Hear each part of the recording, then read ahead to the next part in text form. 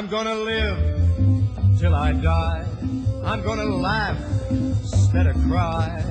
I'm gonna take the town and turn it upside down. I'm gonna live until I die. They're gonna say, what a guy. I'm gonna play for the sky. Ain't gonna miss it. Welcome once again to Avila, Chicago, and today we have a real exciting show. This is Frank Avila, your host, and I want to thank our viewing audience for watching today, but also for all your emails, your phone calls, and your letters. And it's shows like this and viewers like you that keep us the #1 show on cable access network. Today we have a very exciting show with Robert Cooley, Mr. Robert Cooley, who's an author of the book When Corruption Was King, and an informant who brought down a number of so-called made men in organized crime, 3 sitting judges, including one that was going to be the chief judge of Cook County. And Cook County, of course, where we live, but also the largest consolidated county court system in the world. Now, is Mr. Cooley a rat, or is he a hero? Is he a person that stopped murders by organized crime for 9 years because of his work? Or is he someone who is a degenerate gambler and a drug addict? In the next hour, we're going to explore all these questions in a no-holds-barred question-and-answer interview. Mr. Cooley, thank you very much for being on our show. You're welcome. Now, you said before the show I could call you Bob. Is that correct? That's correct. So let's start out with the first question. Is some people didn't want to work on the show today. And some people were telling me, well, why are you having Bob Cooley on? Aren't you afraid you're going to get killed or somebody could come into our TV studio? Because you took down Marco D'Amico, who is a boss of what the feds call LCN, La Cosa Nostra. You took down perhaps, if not the most powerful, one of the most powerful political organizations. You took down a number of killers, hitmen, union officials. Are you not worried for your safety now that you've wrote a book, you're back in Chicago, you're here on my show? It's too late to worry. I'm not overly concerned. I mean, what's to be will be. Mm-hmm. So, but you still have a different identity. You were in the witness protection program. That's correct. You left the witness protection. Oh, no, I'm sorry, I take that back. No, I was never in witness protection. But the feds did help you have a different identity, is that correct? When I left town, I went to a different state, and they got me a new name and a new Social Security number. And every time you come back to town, you also have bodyguards with you, is that correct? Oh, absolutely. Whenever I come to town, I always have people around. Okay. And do you think too much time has passed and most of these guys are in jail, or do you still think there's physical danger to you? I mean, there's always that possibility, but I would certainly not be sitting here if I thought for a second that my life was about to end.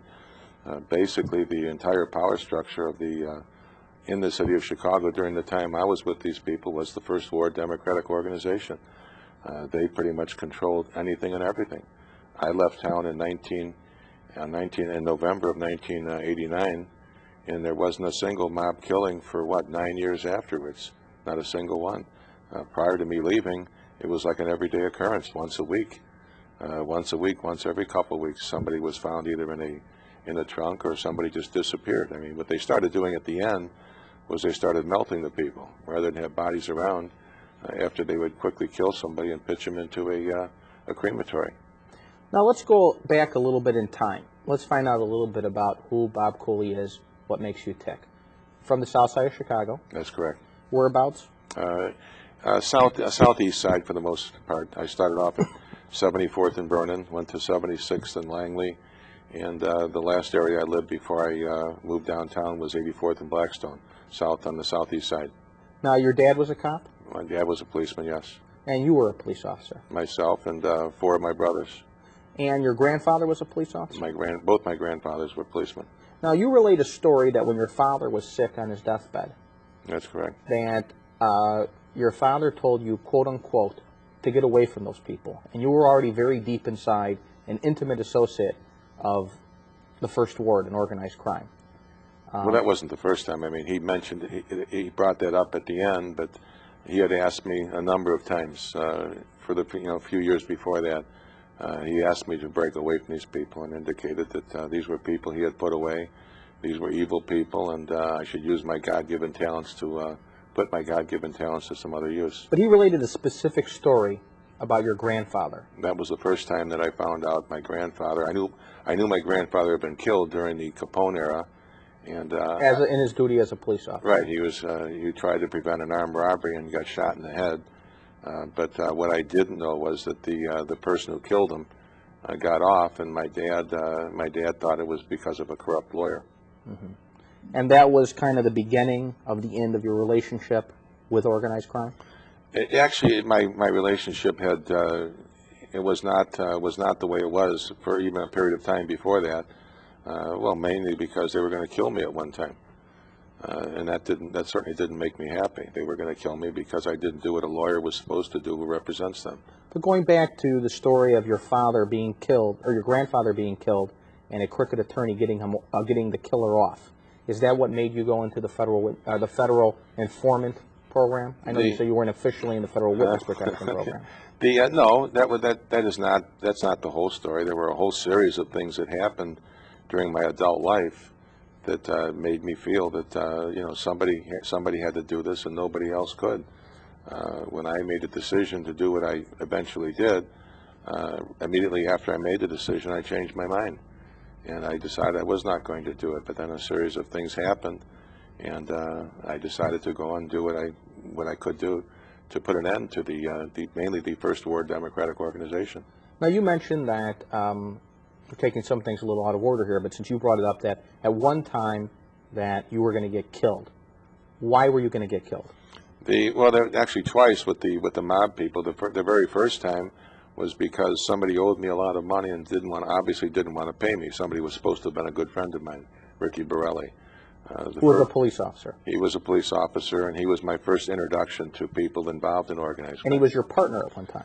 Well, I worked with him a couple of days in the squad. I mean, his job was to supposedly to watch the stoplight by the Tribune building in the lower level. But I worked with him a couple of times in a car, and we struck up an immediate friendship. Mm-hmm.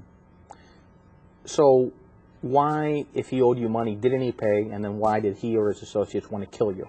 I had done a lot of things for Ricky over a period of time. After I left the police department, started practicing law, I invited him to come over and play cards with us up in the office with a number of attorneys.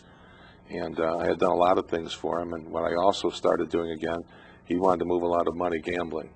He wanted to move large sums of money, and he had no access to bookmakers.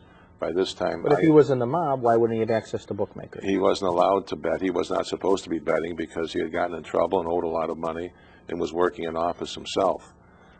He was not allowed to bet. So the mob made rules where certain people could bet and certain others could?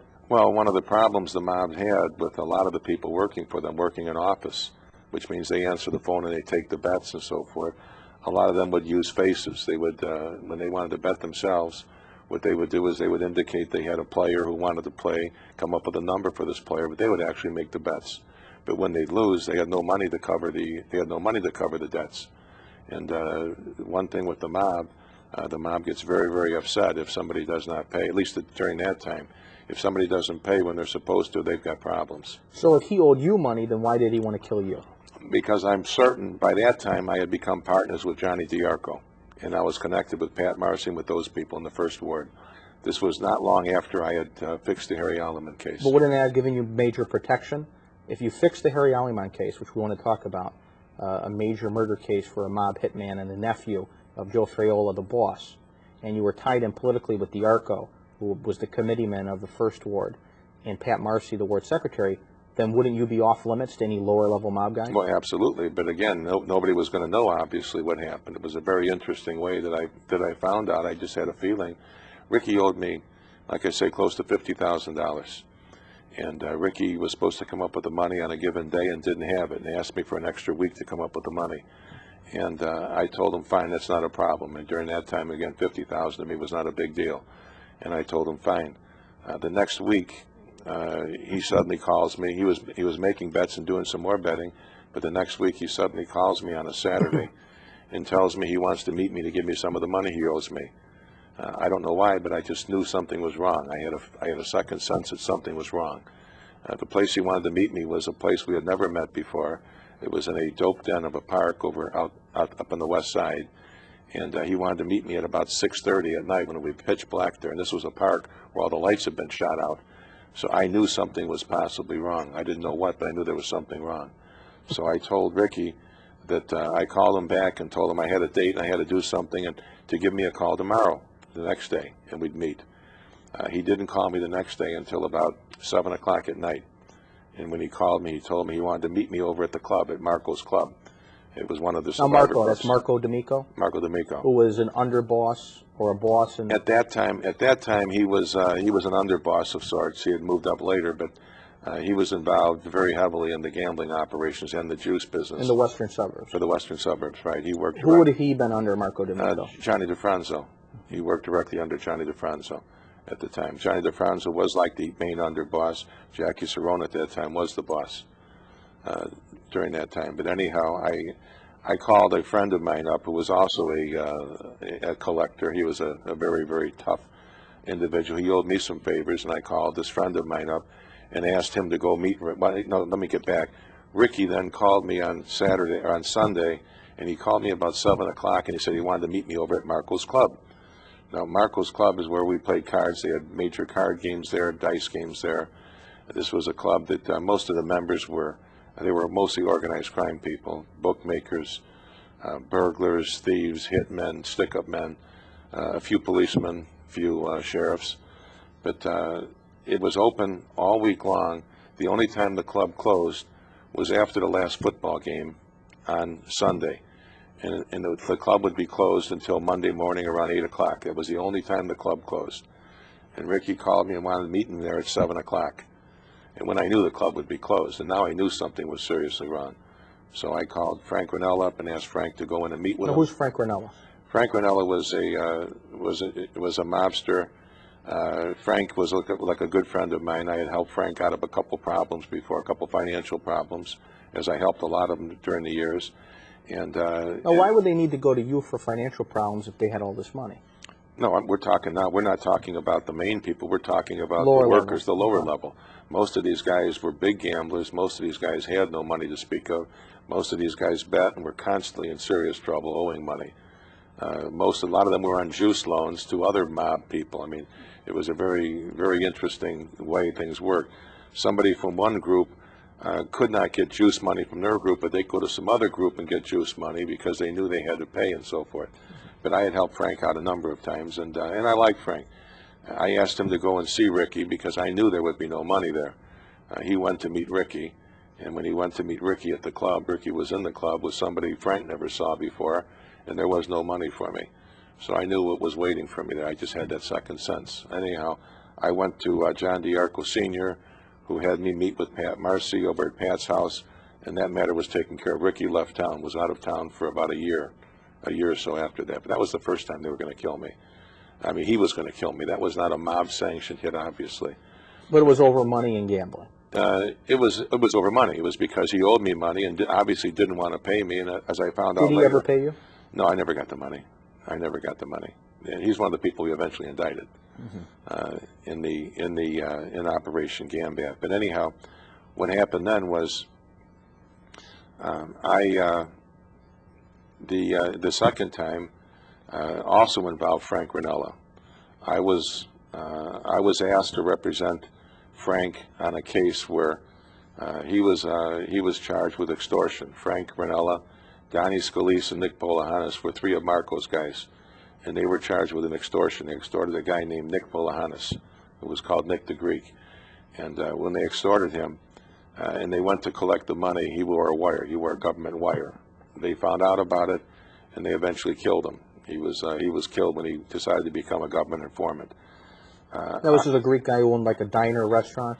He had a restaurant, but he also was booking out at the racetrack. And in Chicago during that time, you paid for everything. If you were a bookmaker at the racetrack, you paid a certain amount of money to your handler. If you had a card game, as he did, you paid a certain amount of money to run a card game.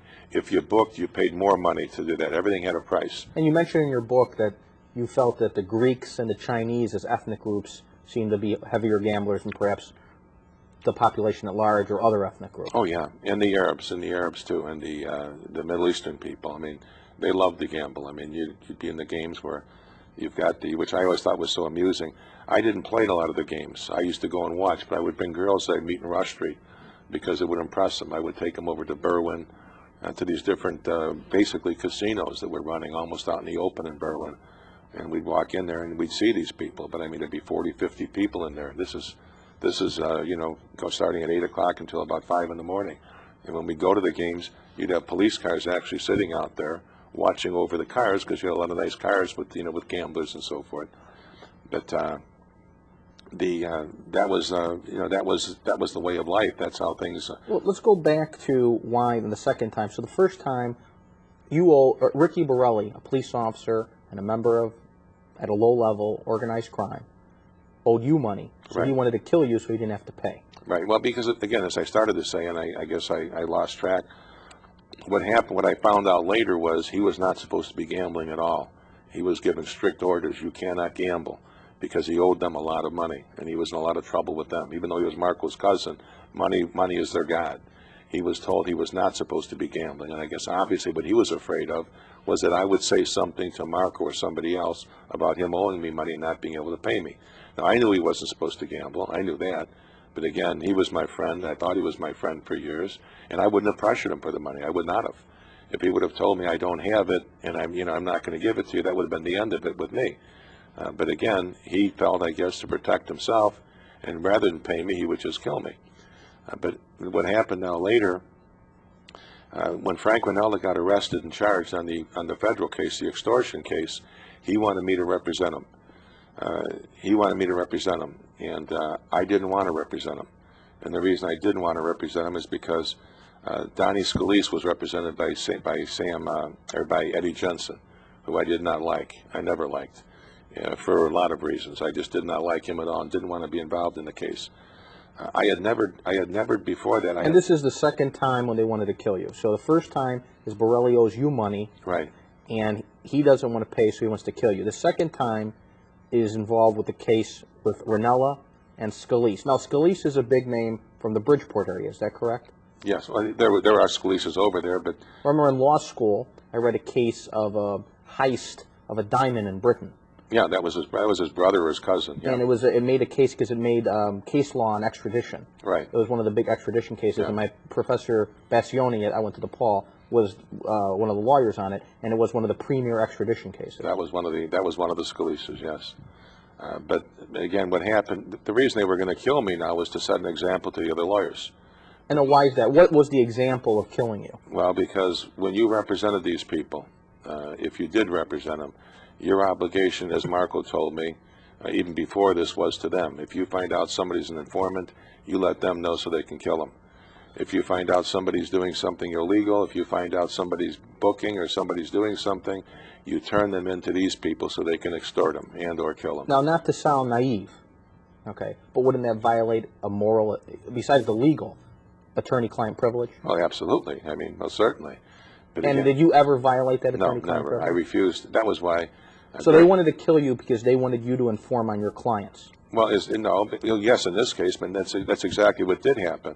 What happened was I eventually agreed to represent Frank. Marco called me to come over and meet him over at Billy's, right below Faces. And so I lived only about 2 blocks from there. When I came over to see him, he had Eddie Jensen sitting at the table. And Eddie begged me to get involved in the case and to represent Frank Ranella, saying that, anything you need, I'll do my office will do all the paperwork and so forth and so on. We should get along, because I had a couple beefs with Eddie before that, a couple of bad beefs over other things. But anyhow, when I agreed to do it, shortly before the case went to trial, I got a phone call from Frank. Actually, I heard about it. That's when they killed Nick Valensis. He was shot. Nick the Greek, who owned the restaurant. But prior to it happening, Marco called me and wanted me. And they killed him because Nick the Greek wore a wire on them. That's correct. While he was getting beat up. Right. While they threatened him, while they were in there threatening him, he wore a wire to build a case on him.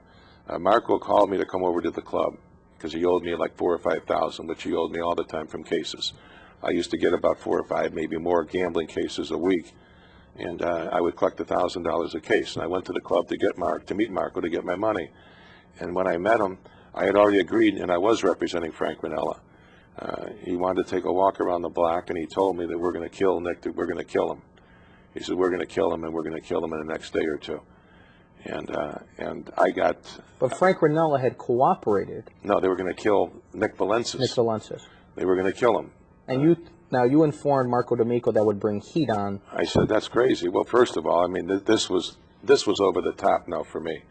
I knew a lot of times before that, you know, I didn't know when something would happen, but I had reason to believe things might happen. But now you were told the commission of a crime before a crime. Absolutely. But I just didn't want this on my conscience, first of all.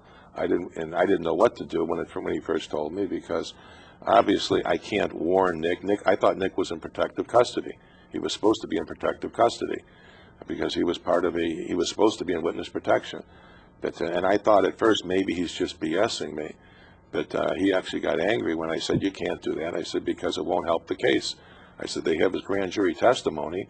I said, if something happens to him, they can use that testimony and it won't help Frank or anybody else. He got very angry with me, and that's when we had a shouting match back and forth, and he told me that you don't tell us how to run our business. We don't tell you to run yours. Well, anyhow, the very next day he was killed. He was shotgunned. Nick the Greek was killed. Nick the Greek was shotgunned about 2 blocks from the office, and I got a call, and I had to take Frank Ranella over to meet some FBI agents over there in the Elmwood Park Police Station. I had to sit there while they asked him questions about. And you alleged that Elmwood Park was a mob-connected town. Well, certainly it was. Yeah. And I had to sit there and go through the motions. And you said the FBI waited longer than the attorneys that you're alleging are connected with the mob. Oh yeah. Oh yeah. But anyhow, what happened then after this? We go to trial eventually. I mean, I'm furious at this stage because I don't want to have this on my conscience, knowing somebody was killed. I wouldn't, if I had to, as a policeman, I had to kill a few people, but that was different. That was during the riots, and that's when my life was in jeopardy. But I did not want to be involved in this, and now I knew I had to get away from these people. I had been with them for a long time. I had seen some other things, and I just wasn't happy. I wasn't happy about this. Let's go to that. Some would say that you're being a moral hypocrite, that you were with them. You told me that Pat Marcy saved you from getting killed from Borelli. In your book, you say that John, and they call him what, no-nos? Right. And let's digress for 1 second. Why do they call him no-nos, John No-Nos? He got part of his nose shot off during a robbery. Okay. So John No-Nos DeFranzo protected you from independent, quote-unquote, bookies? Well, this happened afterwards. I mean, this was a... but again, when I... But didn't you feel indebted at all because they saved your life and that they got bookies off your back that wanted to kill you? No, absolutely not. Not. But if you'd known all the things I did for these people and all I had been through for them and so forth, no, I really felt no allegiance of any sort to these people, realizing what they were. And the reason Johnny did what he did was not long, a few years before that, when I represented his own kid when he got in trouble, I did not charge him for it. But I think we're drifting a little bit away from the story itself. No, again, I understand what you're saying, but I felt no allegiance to these people after they were going to kill me this last time. So tell us, let's bring to closure why they were going to kill you this last time exactly. What happened now was we're in court and we're going through the motions on the case, the pretrial motions. Obviously, Eddie Jensen knew something was going on with Frank. I could see something was happening as we were there in the hearing. After we finished the hearing, I get a call from the U.S. Attorney to come to his office. He has to tell me something. When I meet with him, he tells me it's going to come out in court tomorrow that Frank Ranella is a stool pigeon. I know this will get him killed. You got to understand, he's being charged in a case where they had just killed the government witness. It was one of the hottest cases around. And now it turns out Frank Ranella had worked with the government, had been a paid informant in the past. It turns out it was for gambling, it was for some dope cases he worked on with them. Had nothing to do with these mob people, but I knew they were going to kill him.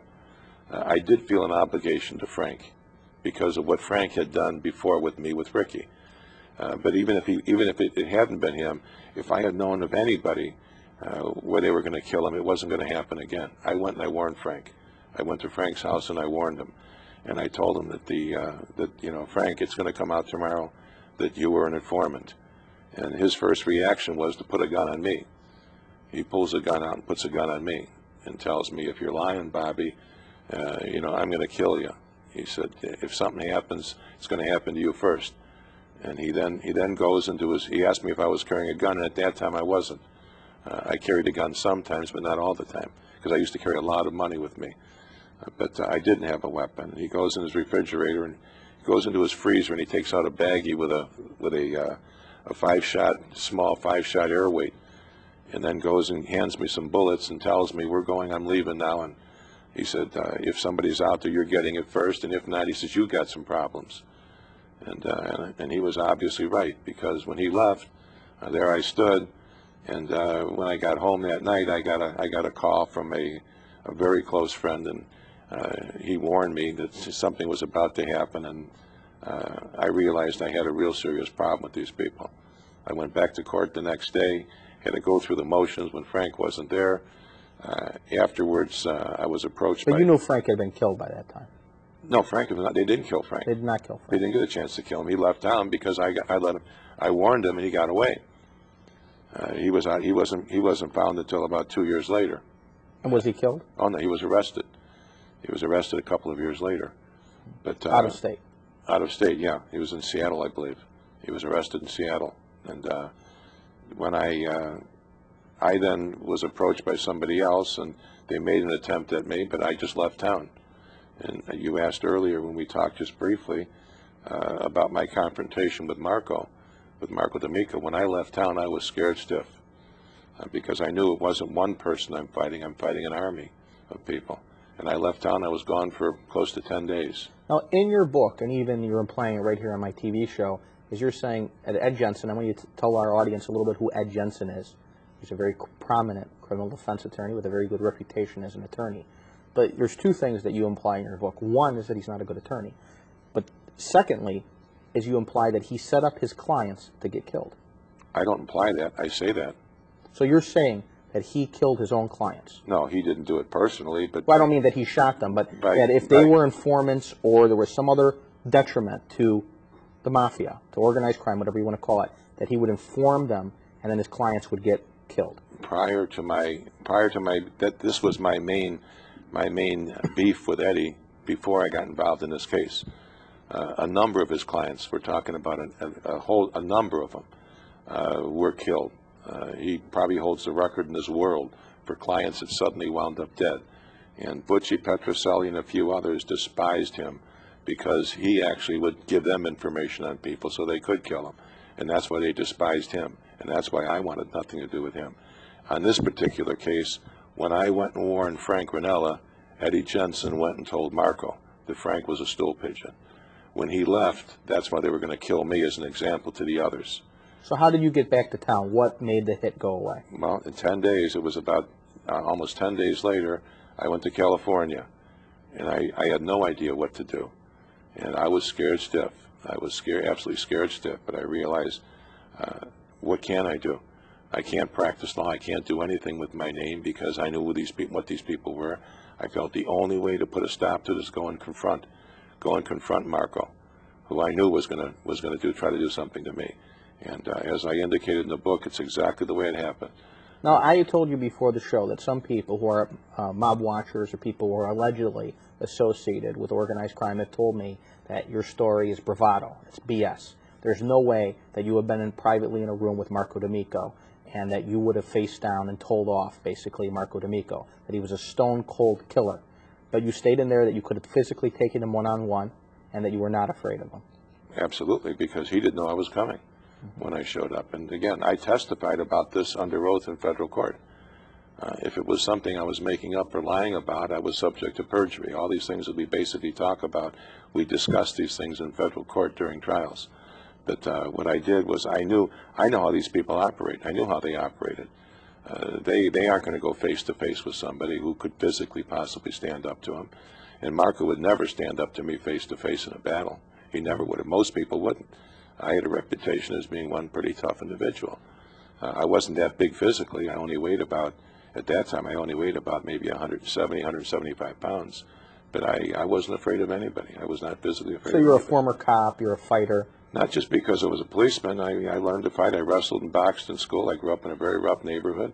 And I just realized that what you have to do in life is you have to have a good offense, and then you don't have to worry about things. So why did Marco then let it go? Well, what I did was I came in, I approached him right there, and I knew where he would be. I knew his movements.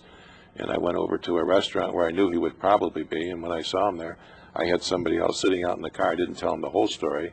I just told him I may have a little problem here. This was a policeman, off-duty policeman, who was a close friend of mine. And I told him I would be going in, and if he saw something, if there was a problem, to do what he could to help. But to wait out in front, and I parked the car directly in front so they could see it. I went in there, and I did as I said in the book. I saw Marco, and he didn't know what to do, and he was with Donnie Scalise, and he was with Tony Doty and a few of his other heavies. And I just said, let's go, I want to talk to you. And I walked him into the bathroom. And it's exactly as I said in the book. I made it clear, look, I'm not running, I'm not hiding, I'm not taking a beating. If somebody comes around me, I said, something's going to happen to him. I said, I'm packing, and I'll be packing for the rest of my life, I said. Any of you people come anywhere around me, something will happen. I also told them that Frank was not causing them any problem. I said, I didn't want it in my conscience when something happened to him, and I did what I did. His response was that, well, you'll never get any more business from us. He didn't know what to do, obviously. And I just told him what I told him, and I made it clear. If there was going to be a problem, he would have the first problem right then and there in the bathroom. Now, going back to you going into the federal, meaning you becoming an informant wearing the wire. During the trial, Ed Jensen tried to bring out that you were a corrupt attorney. And there's two items that have been on the street. People have mentioned it, kind of the street talk. And I know the street lies. But number one is that you were into the outfit for about $2 million in gambling debts, and you were going to get killed. And because you were going to get killed is why you became an informant. And that's kind of amusing, because when I came in to see the feds, the first thing I asked them was, I asked Gary Shapiro again, check and make sure I don't have any possible problems with you people. I told him, because if I do, I can't do what I'd like to do to help you. I said my reputation, or I said my credibility will be at issue, because I'll be talking about things that happened 4, 5, 10, 15 now, who's years Gary ago. Shapiro? He was the head of the organized crime. For the U.S. Attorney's Office? From the Strike Force, yeah, U.S. Attorney's Office. And I said, if that's the case, if I have no problems, I said, I can possibly help you. If I have any kind of a problem, I can't help you. So you were not under indictment?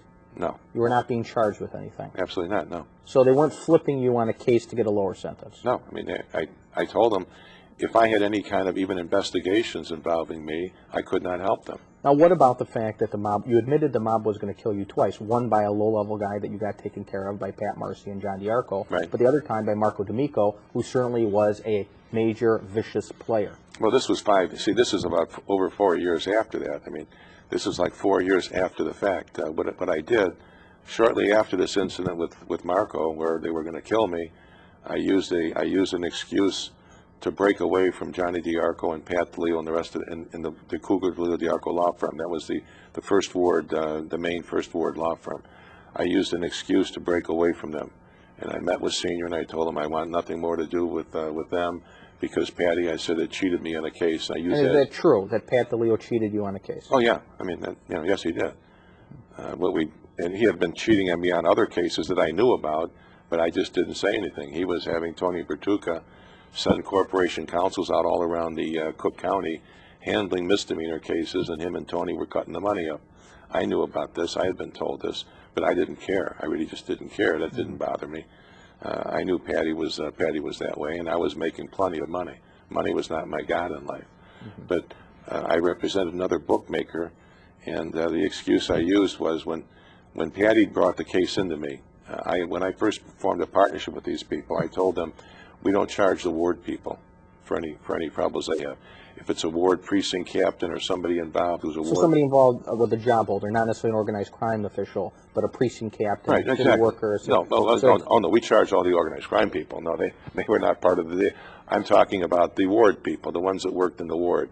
For a speeding ticket, kid got into a even if it was a serious case, I would do it, but I would charge them a fraction of what I would charge somebody else.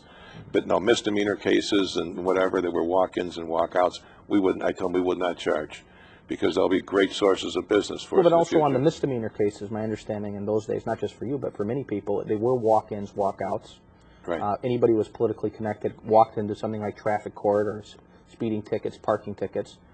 if you were politically connected, you walked out of the courtroom. Oh yeah, I mean absolutely. I mean that's how business was, and during that time. But yeah, I mean that's exactly how it was. But what happened was, Nick. So during the time that you were going in to be a federal informant, you had no death sentence over your head. Oh no, absolutely not. And did you owe organized crime bookies money? No. In fact, but it's amusing that they would argue that or try to say that. They tried to argue that in court. And again, we're under oath, and we testified. But that doesn't mean you could lie. You can't lie just because you're under oath. I'm not. I don't take that kind of a risk. No, but what happened was very simply, I owed some money to some bookmakers. When I went to see Gary Shapiro the first time, I didn't know anybody anything. In fact, I'd had a great week the week before. After I went to see him and told him that I would possibly be willing to wear a wire and work for the feds to try and take down the first ward, I became terrified that maybe I'd made a mistake in my life. I didn't know if Gary was connected with our people, because we had contacts in the federal system, a lot of contacts in the federal system, and I went through a real bad head trip during that time. But I was not betting with any mob bookmakers. I had all my own friends, and I had all my own bookmakers I was dealing with. But you admit that you had a serious gambling problem. You said some days you would gamble $250,000 at that time. And more. But again, when you consider the problem, my advantage was when I was gambling, I never had to pay anybody if I didn't want to. If I wanted to pay them, I would. If I didn't want to, I didn't have to. Because you were connected. Because I was connected, sure. The collectors were the ones. The collectors were my friends. These were my clients. These were my pals. These are the ones who were killing the people and collecting from the others. But I always did pay. Up until that time, I always paid if I lost. Although I won more than I lost, basically with bookmakers. I would lose a lot of money in Vegas when I went to Vegas, but I won a lot more than I lost over periods of time. But isn't that what all gamblers say? They can say what they want. I mean, don't everybody who gambles always say I win more than I lose? Anybody who has an addiction problem and gambler? I would say that. Well, but again, you're asking again, and they tried that. If I had an addiction problem, when I came in to work for the feds, one of the instructions I was giving was I could not gamble anymore. I was told you can't gamble Then anymore. You say you did gamble a little bit after? No, I gambled one day. I gambled one day after that. I was told, among other instructions and rules I was giving, was I could not gamble. Because, let's get back, if we can, just a little bit to what this money situation and what was owed and who it was owed to. During that week period, I had lost maybe $250,000, which sounds like a lot, but to me was not a lot of money. I was making tremendous money in my law practice. I had money coming from a lot of directions, but what I had to do when the feds came and saw me and told me that, look, we've checked, you have no problems. If you'd like to work with us, let us know. And I had changed my mind by this time. But now, again, I felt, because I was worried that maybe I'd made a mistake talking to Gary. I didn't hear from anybody for about 10 days after that. And so now I had a bad week that week. I wasn't doing anything right. But what I did now, after they came to see me, they said, look, we want to meet tomorrow. And we want you to meet with a couple of U.S. attorneys. And we want you to meet with and a couple of agents, and maybe we can sit down and see what you can do to help us. But they obviously thought they had no idea what my motivations were. What I did the night before, what I did the day before, was first I happened to be downtown. I went down to Counselors on something else. I saw Pat Marcy there, and when I saw Pat, what I was going to do was ask Pat to make sure that I don't have any commotion from these people. They were not mob guys. They were bookmakers that paid the mob to be in business. I was going to ask Pat, if you can contact these people and just get them off my back, so I don't have anybody calling or yelling or raising their voice. One in particular was calling my office and yelling at my secretary, which I didn't like, and I wanted to put a stop to that. Pat just brushed me off. When I walked up, he just brushed me off. I went over to see Marco D'Amico, who I had not seen probably in maybe 2-3 years. And when I would see him once in a while at a club or something, I stopped hanging in all those places where I had hung before. But I would still see him once in a while. When I'd see him, it would just be a pleasant hi and goodbye. I went to see him over at the club, and I said, look, Mark, I said, I've got a couple of guys I'm dealing with that might give me some lip. I don't want any problems with them. can you maybe get a hold of them? And he said, well, just write their names down, he said, and give them to me, and I'll take care of it. I didn't think he was going to do it. So I drove over to see John DeFranzo over at his car dealership. And I liked Johnny. Johnny was the boss, but Johnny was a different personality than the rest of these people. I just happened to like him. And I went to see John, and I told John, look, I said, I owe some money to some people. I don't need, one of them is calling my office and causing some commotion. He said to me, well, you're not afraid of him. I said, no, I'm not afraid of him. He said, then don't pay him. Who are the people? He said, I want a list of who the people are. He said, I don't want you paying anybody. You don't owe anybody anything. He said, and, we'll take care of it. And you say in your book that the one gentleman from Orland Park, an Irish bookie, I believe, Right. wasn't paying the street tax. Right. So you could have got that guy killed by telling it to John DeFranzo. Well, again, certainly. But I didn't know. I assumed everybody's paying street tax. So he was an independent bookie. Yeah, if you don't pay street tax, you die. Those were the rules during that time, and they had killed a number of bookmakers before that to put them in line. But anyhow, after I left Johnny, and he told me you don't have to pay anybody, I said, okay, great. Now I didn't give him the names of a couple people I owe. These were personal friends of mine. I only gave him names of like 4 bookmakers that were not close personal friends. I didn't give him the names of 2 close personal friends who I owed over $100,000 of the $250,000 to. I only owed something like maybe $100,000 to these 3 people, to Dominic, to Bob, and to 2 other people. Well, why wouldn't you have just paid them if you were making all this money? Well, at the moment, I'm told now, I know now I'm going to go to work, I'm going to possibly do something with the feds. And I have a suspicion they may be telling me that you can't gamble. I just had that suspicion. They might tell me that. And if I can't gamble, I haven't got the cash in my pocket now to pay these people. And the only reason I paid people in the past is because I wanted to keep playing. Now, I like playing. You stated that your handlers, and you didn't like the term I used, handlers, when we talked before the interview, but the people you were dealing with, they didn't believe at first that you had access to John DeFranzo. Oh, absolutely. No, but, I took a little offense to the handlers as such, as Tommy Durkin, the federal prosecutor, said in federal court, nobody tells him what to do. When Eddie Jensen complained about what I had said in response to a question and demanded a mistrial, and he said to the judge, they told him what to say, and Tommy Durkin said, nobody tells Bob Cooley what to do or how to do it. So, but you fixed murder trials.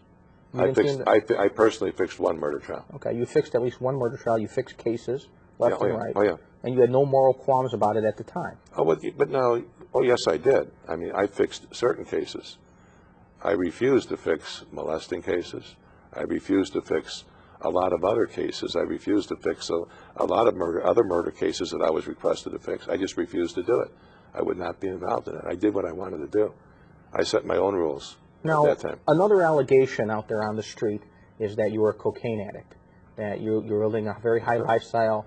You self-admit that you were at Rush Street. You admit that you were, at Faces, all these nightclubs, and that you may have had a problem, that between the gambling and the cocaine and your lifestyle, that's one of the reasons you went into the federal. That's the furthest thing from the truth. I had moved away from downtown after this incident with Johnny D'Arco, with Marco D'Amico. I didn't represent any of them anymore. None of those people. I still had independent bookmakers I represent. I had my own business and a great business. I had moved out to the South Side. I had formed a partnership with a state senator, Leroy Lemke, opened up a big office, and life was great. I had been away from these people for like 4 years until Pat Marcy approached me and basically made me get involved in fixing. But you were still good at that time with John D'Arco Jr. and Sr. I was friendly with all these people, again, because what I had done after I broke away from them, that's when they contacted me to get involved in the Lenny Chow case. That was a murder case. Of the Only Wrong Association. And I did. I participated in that fix. I didn't personally do it, but I willingly participated. But wasn't that another killing or at least shooting case? Well, yeah, but that was a gang member killing a gang member. That was a gang member who was killed by other gang members from New York. But it's still a murder case. It was a murder case, but in my mind, that was not a problem. But I was overjoyed when they contacted me to do that, because this was not long after the incident where I knew they were going to try to kill me, and the very fact that they would that Pat Marcy would request that I get involved in this case, this made me feel good inside. Because during this entire time, and even while this was going on, to make sure I wasn't being set up, I was always carrying a couple of weapons and always looking out behind my back. So you had no lifestyle problem, no drug addiction? Oh, no, I never mess with drugs. I mean, anybody that knows me will tell you that. I loved going out, having a great time. I liked to drink. I drank a lot, but I held my liquor. I always had a half a dozen sweethearts on the line. I loved my life, but I formed a different life for myself out in the South Side. It was a completely different life. I no longer went to Faces. I no longer went to those places. I would still. Didn't you also say you didn't go to those places because you were afraid about getting killed? Well, absolutely. I mean, for that reason, I wasn't going to be caught in a bad situation. I knew how they killed a lot of the people in the past. Your best friends or your so-called closest friends are the ones that set you up. But you seem to have enjoyed the womanizing, drinking, clubbing, gambling. You know, in the photo that they always play of you, you're wearing sunglasses and jewelry and a big collared shirt and a hat. You know that you were very flamboyant. That was me. Okay. That was absolutely me. No, I loved the lifestyle, but again, I set my own limitations. I set my own boundaries, as people will say. Whether right or wrong, that to me was the way I wanted to do it. I would not do certain things. I would not set up people. I never did. I never would. I didn't want their business. I didn't want their federal business. That's fine. Let Eddie get it. Let Pat and the rest of it. I don't want that business. Not if I'm obligated to turn in people when I find out things like I found out. But as I started to say, and we didn't quite finish on that, Eddie Jensen went and told Marco, and they were going to kill me for that. And Eddie knew when he told them they were going to kill me. So you feel Eddie Jensen tried to get you killed? There's no question. When he told them, in fact, Marco told me, he told us, you probably warned Frank. They went looking for Frank right away. So now I'm being repetitive, but just for our show, for our viewing audience, I want to ask you the question again. You were not under any charge, indictment? No. So you didn't reduce a sentence or anything like that? No. Okay. Number two, you were not at a death sentence from the mob at the time you became an informant? No, absolutely not. And number three, you didn't owe $2 million to the mob when you became an informant? No, as they say, we started to go with that. And again, what happened was, after I saw Johnny the first time, and when I came and met with the federal FBI agents, one in particular thought that I was just shooting breeze when they told me you can't gamble anymore. And I said, look, I said I owe a few people money. I'd like to play with them. I'd like to play with them and straighten out. And he said, and I was told clearly, if you do it, it might cause a problem in terms of when you testify. We can't allow you to do anything illegal if you're going to work with us. Then I said, well, look, I don't have to pay these people then. I said, I went and saw Johnny DeFranco, and he told me I don't have to pay him. The one agent obviously didn't believe me. He said, you mean to tell us you went and saw the mob boss, Johnny DeFranco? You can go talk to him. And I said, well, yes. He said, would you be willing to verify that wearing a tape on them? Now, didn't you feel bad you were wearing a tape on a guy who was getting bookies off your back? Understand who I'm dealing with. This is Johnny DeFranco, a mob boss, a top mob boss. Understand that. Who okayed my killing a few years before. I should feel guilty about doing this. Let's go. I know we've been seeing some photos. I was nervous. I mean, I'll be honest. I mean, I rarely in my life got nervous about anything. I'd almost been killed a number of times as a policeman and afterwards, where I should have been killed, and I wasn't. And I just felt that the story is written upstairs as to what's going to happen to me. Well, let's go to, we've been seeing, our audience has been seeing some photos during this time. Let's go to the photo of the entire, I believe, mob hierarchy that's in your book. All right. And I believe the first person on the right is Tony Accardo, who is the boss. So, yeah. The gentleman in the suit standing up in the back is Joey, quote-unquote, the Clown Lombardo. Right. I believe someone in there is Joey Ayupa, Jackie Cerrone. Right. Okay, tell us what the mob is, because people talk about the mob, the mafia, La Cosa Nostra. What is organized crime? I mean, is it one ethnic group? Couldn't there be different ethnic groups? Couldn't there be different organized crime? What was organized crime when you were dealing with it? Oh, absolutely. Well, again, what was it or what is it? Well, let's go what it was, then tell us what it is. During the time that I was involved with these people, and let's do it briefly, because we're running a little bit out of time. A couple more questions I want to make sure we get to. What was the hierarchy, and what was the nature of the organization? What everybody believed was the power structures, as you indicated, with Accardo and Ayupa as the main bosses. What I found out, and what I realized was the top man probably in the entire structure was Pat Marcy, who ran the First Ward Democratic Organization. Why? Because he's the one who had all the keys in his hand.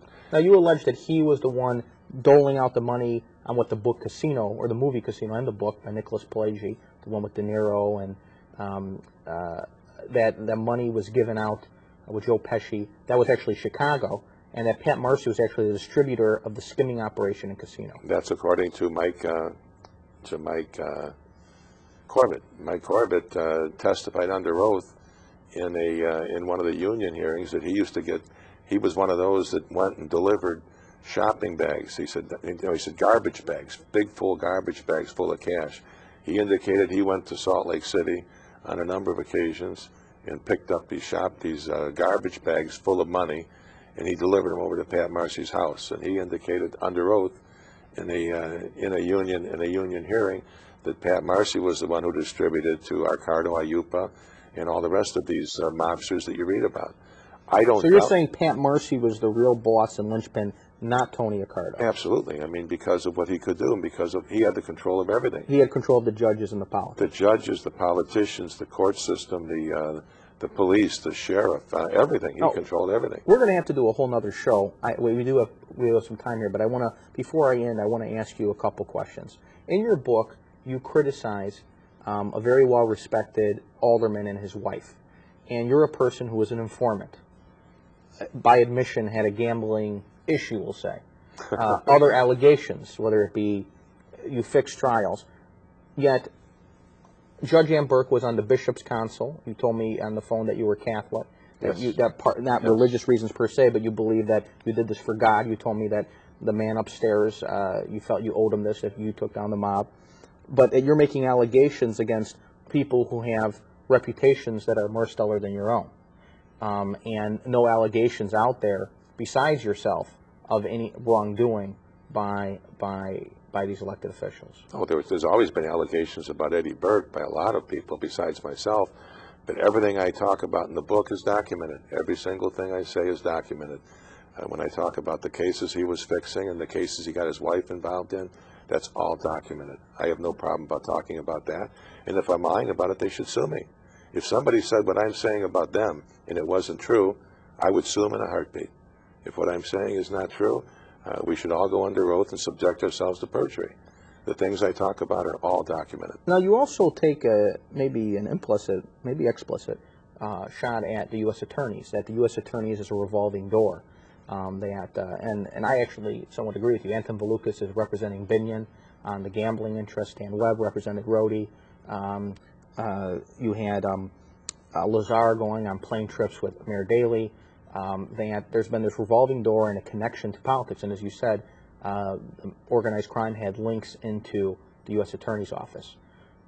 Now, you seem to indicate Gary Shapiro was very honorable and a person of integrity.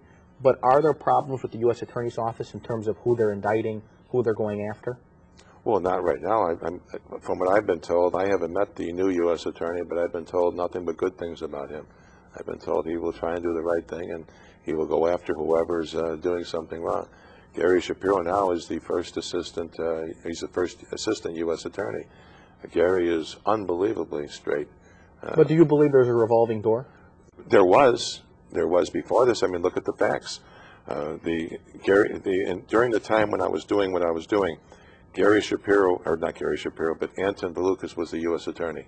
He never once met with me, never once talked to me, never once had any discussions with me. But what did he do? He gave me certain rules and certain instructions, and obviously you keep bringing up the fact, and I can understand that. I had a gambling problem, and I was an addictive, a compulsive gambler. He's the one who told me I could not gamble, obviously figuring I could not stop, as I did. I did it one day, and I never did it again. For the 3.5 years I was working, never once did I do something illegal in terms of gambling. He also indicated he did his best from the day I came in to give me money. I didn't want their money when I came in. And the reason I didn't was because I knew when I had to testify, again, my credibility is at stake. He told me I could not do any federal work. I could not take any serious cases when I came in and worked for them. Wanted to start giving me money. I said, I don't want your money. Let me just, I'll survive. I'll survive without this income. Although 80% of my income at the time was criminal work. What I did then, now after I still did what I did, he refused to allow me to go after Pat Marcy or other First Ward people, saying it was too dangerous. You can't go after them. After I did one case, Judge Stillo, who was a minor player in the scheme of things, I get a call to meet Anton Valukas, who I had never talked to. Everything was done, it was given through instructions from somebody else. I meet him over at the Palmer House. This is before I got any of the First Ward people, not a single inner circle First Ward person. He wants to meet with me, and he tells me he's going to call me as a witness in the Judge Sedini case. I said, what are you, crazy? You don't need me as a witness in that. And if you do, I've done nothing yet. I haven't done what I plan on doing. I want to talk to you more about that, but we only have a couple minutes. Some people feel, and you indicated yourself, that you helped have Mayor Daley rise to power. That by knocking out the First Ward, by knocking out this entire power structure, it allowed what some people call an Irish political mafia. Jerry Joyce, Tim Degnan, who also allegedly had gambled with organized crime, Mayor Daley, to rise to power. And we were talking before that you had somebody, Ficarro, in the state's attorney's office for the entire time. Do you think you helped Mayor Daley rise to power by taking out the Italian ethnic political structure? Well, in going in terms of that, I believe absolutely. In fact, after Anton Valukas tried to use me as a witness, which would have exposed me and ended my entire operation, they went to Washington, and he was basically told that he couldn't use me as a witness in the case. And it turned out Sedini pled guilty anyhow, so he didn't use me.